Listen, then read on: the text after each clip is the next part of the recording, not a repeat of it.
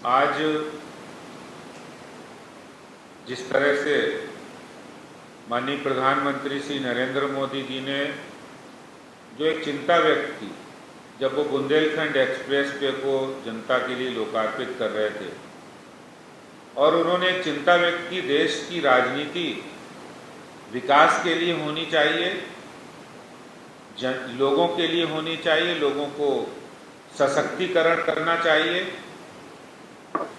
और इस बात को दिल्ली के मुख्यमंत्री ने जिस तरह से अपने ऊपर लेकर जो बातें कही, मैं उसके बारे में कहना चाहता हूं कि दिल्ली के मुख्यमंत्री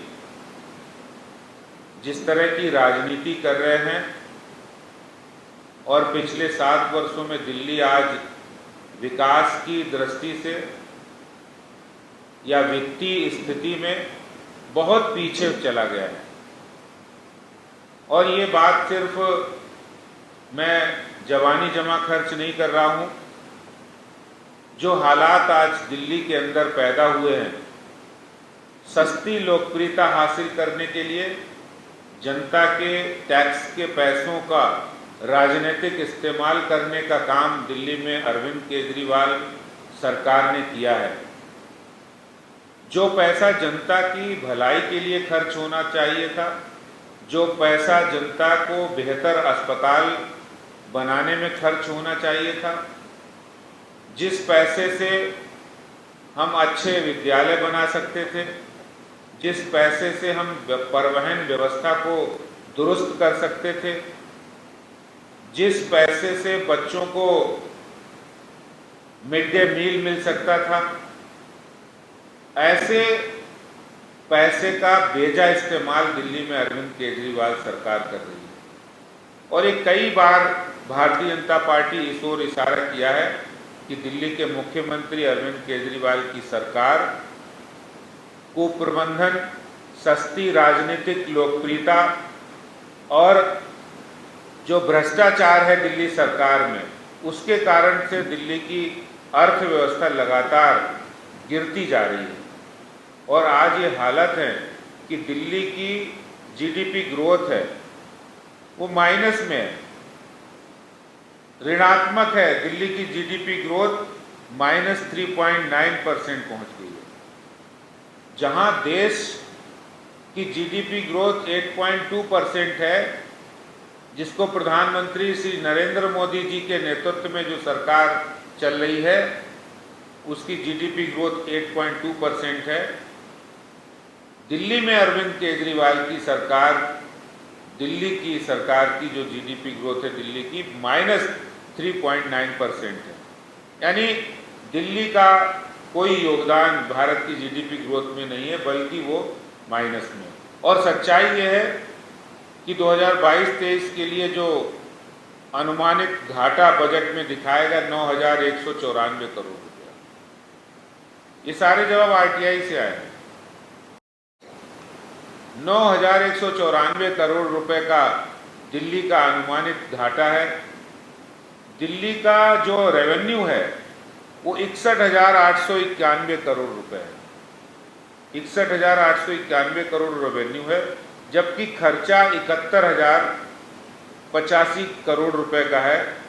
और ये सब दिल्ली में अरविंद केजरीवाल सरकार के द्वारा कुप्रबंधन, रेवड़ियां बांटना, अपने अपने लोगों को फायदा पहुंचाना, भ्रष्टाचार करना, अब जनता के पैसे का करोड़ों रुपया प्रचार में खर्च करना जिसकी इतनी आवश्यकता नहीं है, इन सब कारणों से आज दिल्ली के अंदर जो घाटा है वो बड़ा है, खर्चा बड़ा है। और सीएजी ने इस पर गंभीर चिंता व्यक्त की है।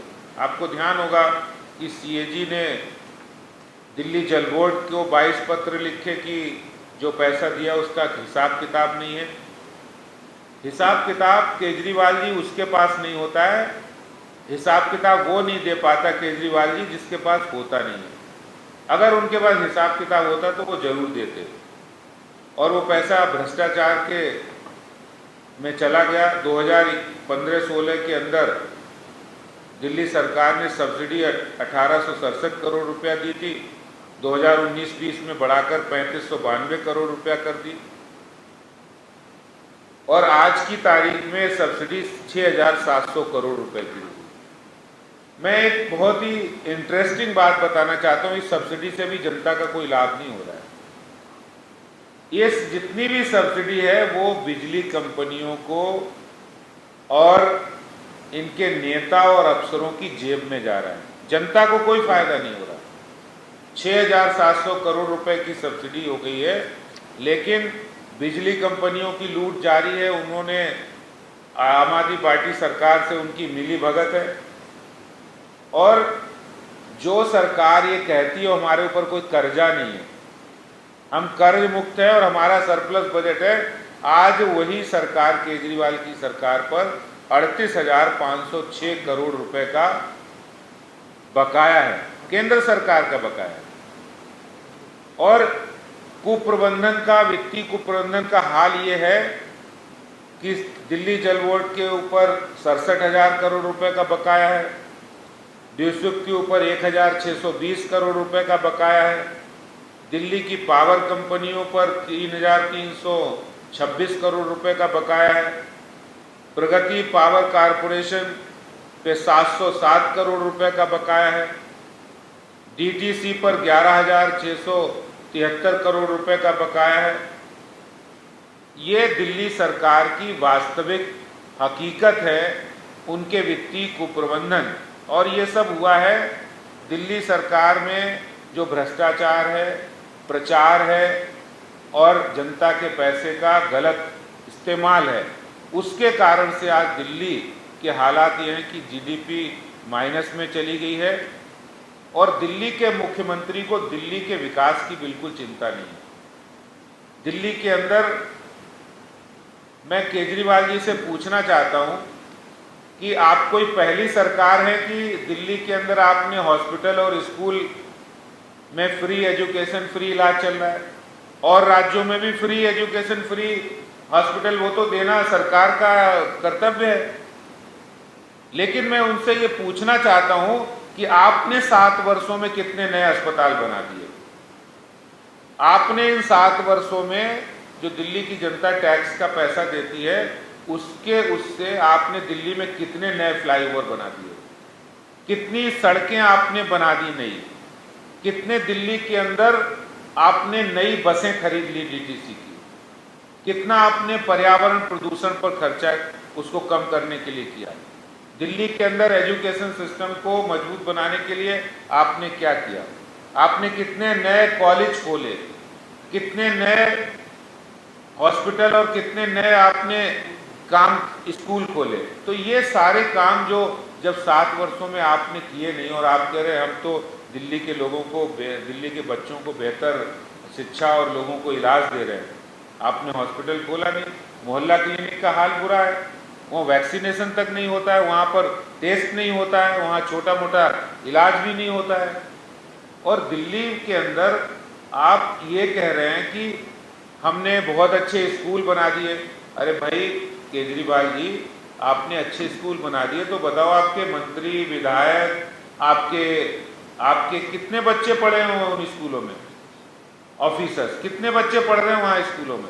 बताइए। मैं आपको खुली चुनौती देता हूँ कि एक मंच पर आइए, एक तारीख तय कर लीजिए और आइए बताइए।